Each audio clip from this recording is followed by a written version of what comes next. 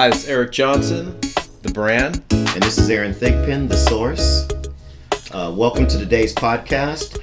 Today we're going to be talking about how to choose a travel team. It's something that's always discussed with my clients and parents when they come in throughout the year, but in light of today's circumstances with the coronavirus, I assume that there might be a change in the landscape where athletes and parents may be considering changing programs and changing teams. So I wanted to dive into that and provide, hopefully we can provide you with some valuable information that you can use during this time, but also just moving forward when things get back to normal. Absolutely, Aaron. It's funny because I think people are going to start reassessing what they're doing right now with their current travel ball or club ball team, and the landscape of the tournaments and the scheduling is going to change. So people's direction of development is going to change during this time. So it's important, and I think people are going to reassess it. Well, let's get started. Let's talk about just some general considerations that athletes and parents should be looking at when they're choosing a travel team or a club team, whichever terminology you want to use. Some of the things that come to mind for me are reputation, the coach, the coaching staff, probably more importantly, the coaching staff, logistics, where are they holding their practices, where are they traveling to, where are their tournaments, and facilities. Nowadays, especially in the Bay Area, that's a big separator for some travel teams. Some have access to just only fields, others have access to full-fledged training facilities. So when you're looking at all of those sorts of items in making your choice, let's dive a little bit more into those. What are your thoughts, CJ?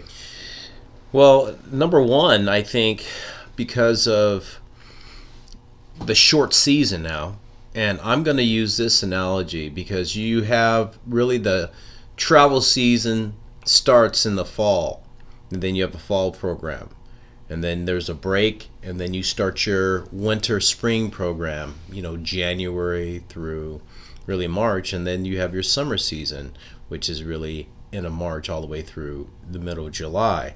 So I think this all gets changed. Now it's like, okay, how many repetitions, how many practices is my kid going to get in the summer, and games? All that's got to be mixed in now. And then who's going to train them? Because I think there is, if you're a good club ball team or travel team, you have a great coaching staff, you have outstanding reputation, you understand your goals, they understand your goals, what you're trying to build in terms of player development.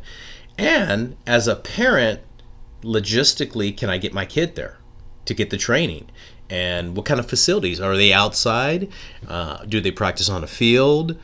And that's important right now. I think if parents understand that field practices are important, that's going to be a major factor.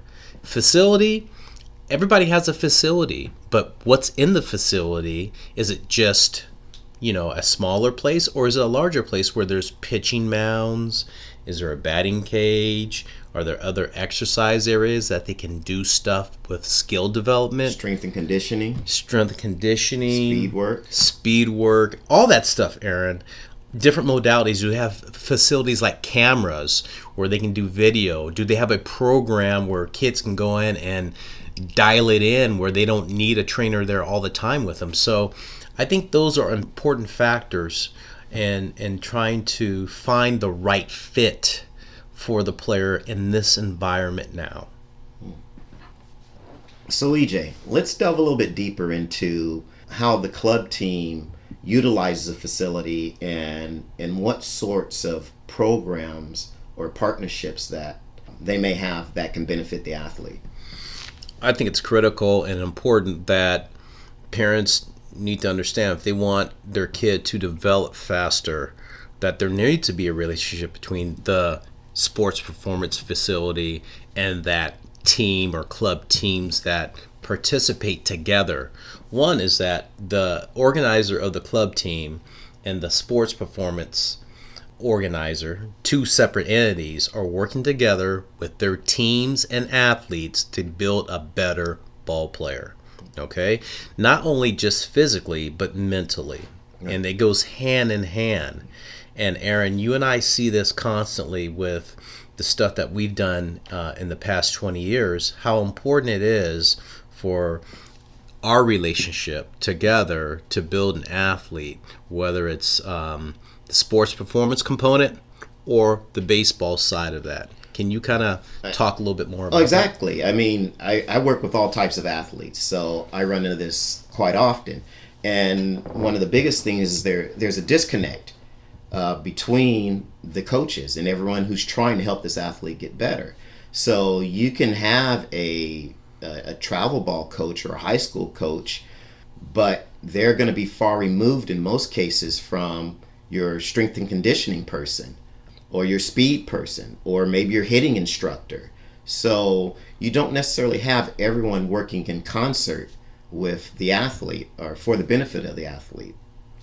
And the other thing is not just having facilities. I know a lot of programs in this area have facilities, but basically they're just places where kids are going to take hacks and do, you get reps. And there's not any real programming being done with the athletes. It's almost just kind of an alternative to practicing outdoors. And to me, that just doesn't seem like that's a good use of space and time for the athletes. There's got to be that marriage of performance in the form of a program that is structured, that's thought out, and that's applied so that you can see development, because that's the key. You are going to get greater gains in your development when you've got something that's structured and planned and laid out and is the product of all the entities working together. I agree with you. It's no different than the Major League ball player these days, how they have everything on site and everybody's working together. Yes.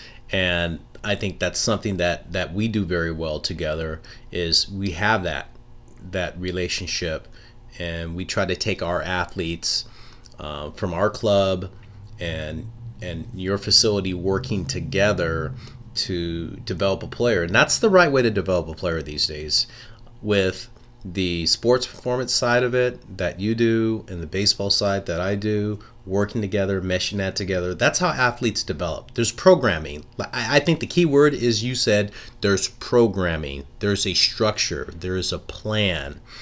And you need to understand that that's important in this day and age to build an athlete. Okay, EJ, so let's talk about what are probably the 4 most important separators or factors when you're looking at travel team A versus travel team B. And I think these are the things that really drive the decisions in most cases. It's, I would say, cost, whether a program is focused on development, what type of exposure an athlete can get, and the level of competition a club team can provide an athlete. That's important. I think those 4 things are really the decision makers, make or break a athlete being in a program. Cost is important because parents want to know where their dollar is going and how it's being used, and what are you providing as a travel team or a club ball team entity. And that becomes a major factor. How many practices are you having a week? So you're talking value. Definitely value. I think value is so unstated. It's not just like, okay, we're going to go to a tournament and it costs this much money to play in the tournament.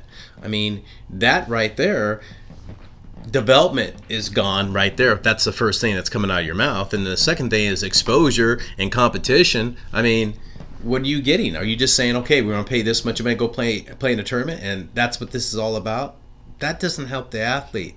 That's a factor, but it's not the main factor. Right. And so value. Yeah, value. I've had parents complain to me that they've been on travel teams and or so-called travel teams, right, in quotes, and most of their competition has been local teams.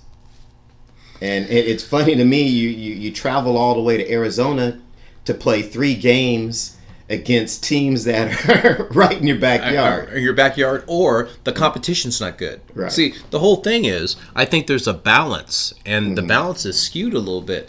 If you're trying to truly develop a player, I think you're going to play the highest level of competition, but also you're going to play levels of competition periodically that may not be to that level, but it's getting a certain amount of reps in. But you can't just say we're going to play at this one level. Right. For instance, we're going to play these teams and we're going to clobber them, Right. and then we're really good. We have a trophy, and that's great. That doesn't develop a player, because players have to be challenged in order to figure out if they're getting better.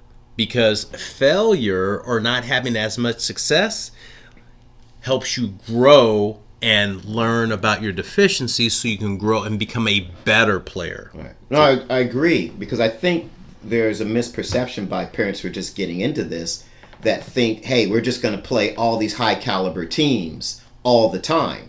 And as you stated, that's not necessarily the best thing for an athlete anyway, because you need to have opportunities to get reps, but you also need to have opportunities to measure yourself against different levels to kind of see where you're at. Well, let me give you this example. You have Major League Baseball. You have these teams that are this high-level team, and we can name several teams that are of that level. You look at the Nationals, and you look at last year in the World Series with the Astros, right? Well, what about like the Detroit Tigers or the Orioles? You know, they're not the same level, you know. Right. But they're still playing that high-level competition, so there's development there. Right. And you need to understand that. There's no different in the Major League model than it is in this travel ball model. You're going to play good teams. You're going to play those teams that are challenged a little bit. And it's you as a organizer and understanding that model that you're going to have a schedule that's, I call it a balanced schedule. Right. That's good to consider. That's good to consider, because I think parents have a different view of what a travel club should be offering. Right. In regards to that. In terms of development, again, this is a big thing that I'm into, because that's just my wheelhouse. Right.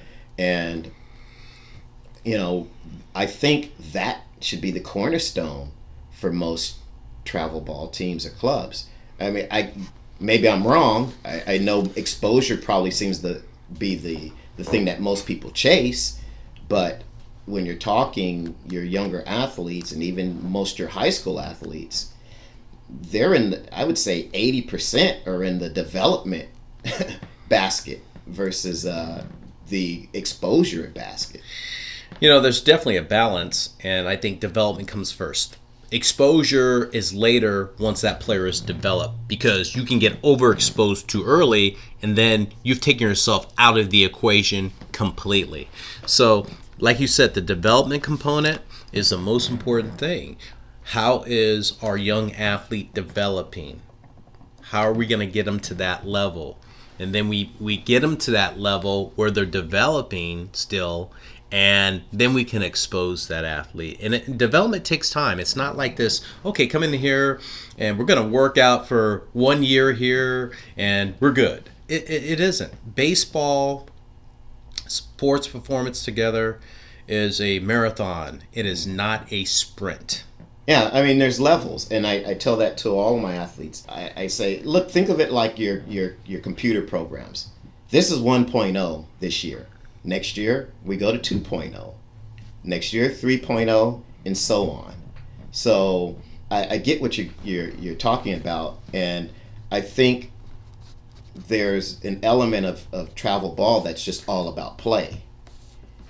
And they're not looking at, well, is the level of our competition each year maybe are we ratcheting that up with a certain club that's maybe has athletes that core is maybe staying together and moving that core of athletes progressively up from competition standpoint. I agree with you. I look at the model that we use in our club at EJ Sports, and It's the same model that you have. It's talking about you're developing that athlete every year, and you're taking him up. You're developing, and as you move that grade class up each year, you're ratcheting it up. The competition's increasing, and you're getting them to that level. So you're developing an athlete, and I'd like to say it's a 6 to 7 year journey to get that player where they need to be. And that's something that gets misled. It's not this quick fix thing. It's a 6 to 7 year development.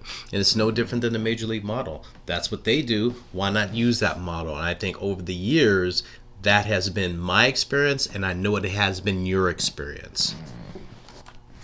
So, just like everyone chases velo, everyone chases exposure in baseball. Right. I get it, but then I don't get it from the standpoint that most people that I come in contact with kind of have an irrational view of exposure. It's kind of this shotgun approach, and I got to get to this showcase, I got to get to that showcase because so-and-so is going to be there and so-and-so is going to be there. But I always ask the parent, one, is your kid ready to be in front of anyone right now? What have you done to prepare them? And two, are you being in front of the right people? Are you putting yourself in front of the right set of eyes? But everyone just thinks, okay, well, I'm going to, I use the analogy in football a lot of times. If you're 5'8", 170 pounds, and you're playing running back, and USC is having a camp, but if you look at their roster for the last 10 years and all their running backs are 6'2", 220, why are you going to USC camp? It's interesting, Aaron, you say that. It brings back so many memories over the years of going to showcases, going to national tournament events, and watching the parents talk about, I got to get here, I got to get there, or you hear it just in passing, you're sitting down, there's conversations in the stands and parents are talking.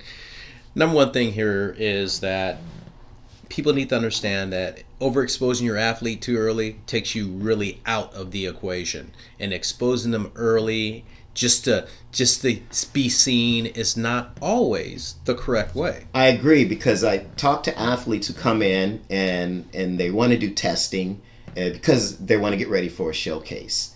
I always tell them, if you're not ready, it's better to keep them guessing than to confirm that you're not what they want. What I mean by that is, an athlete, if you know the cutoff for a 60-yard dash is going to be 7 seconds, why would you go out there if you're running 7.4, 7.6? In the eyes of most of the scouts, you're already discounted, regardless of whatever the rest of your play is going to be. One, you may not even get another opportunity because they use that as a way of culling the herd. So you may not even get another opportunity within that showcase to do anything, or your opportunities might be limited, or just in the coach's minds, oh, okay, this kid doesn't have that baseline skill that I'm looking for, and won't bother writing you off. So now, even if you're in that showcase, you've got to come up with some other plus ability to turn their heads again. So you're actually fighting uphill. You truly are, Aaron, and that makes so much sense to me. The average running time for an athlete running the 60-yard dash at a combine or somewhere at a showcase is 6.9 to 7 seconds. Now, if that player doesn't do it, like you said, then there better be a hit tool. Yeah. And when I say a hit tool, the hit tool better be either power or this guy can flat out rake. Because if they don't run and they don't have a hit tool, then we just have what? Okay, so he's a good defensive, let's say he's a middle infielder. He's a second baseman, we'll say. But he can't run, he can't hit. Well, they can go find that player. Right. So this exposure thing is critical. You just can't just go out there to go out there. Right. And I think that's what a lot of athletes do. And I get it. You can go out there and kind of get your feet wet a little bit on some things, but you've got to understand, this is the age of the internet. And with metrics and statistics, that stuff stays there forever. It's just like your Instagram post or your Facebook post. Right.